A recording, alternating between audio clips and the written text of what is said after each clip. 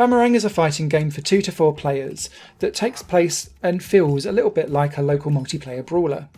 There's no AI here, but with Parsec and Steam Remote Play you can bring your online friends into the battle with you. You can play all against all, 1 versus 1 or 2 versus 2 in teams, but I recommend going all against all because that's generally where the main chaos of Bamerang is had. Its main switch, I guess, or its niche tweak, is that you're throwing boomerangs around that are deadly, that will whack your competitors and they'll drop gold coins. You then need to go and collect those coins, and the first to 30 wins. Gold coins are generally also sprinkled across the level, so you can try and be passive where possible and collect some, but because your scores are there emblazoned for everyone to see, you know everyone's going to come picking on the person who's in the lead. When you throw your Bamerang to attack other people, you move with your character with your left stick, you move the Bamerang's trajectory with your right stick, and then you press and hold before you let go of the Bamerang to determine how far you want it to go. And there's a real knack around short and sweet attacks with a small little press and hold. And when that happens, not only will it not go far from you, but the actual acute angle of its kind of semicircle will be very small.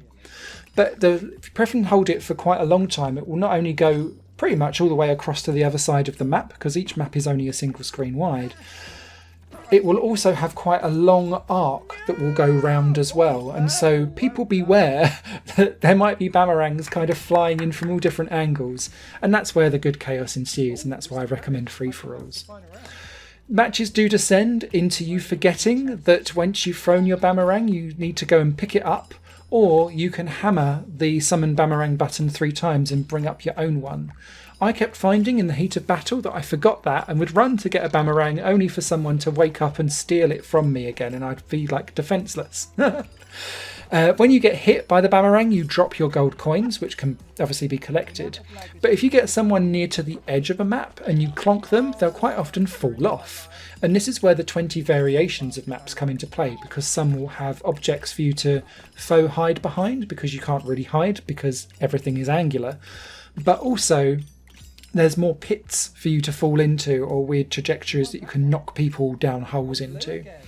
And what that means is that the green goddess who you are appeasing will pick up that character and shake them around in the middle of the screen, and you lose pretty much like half of your gold coins that you'll have collected.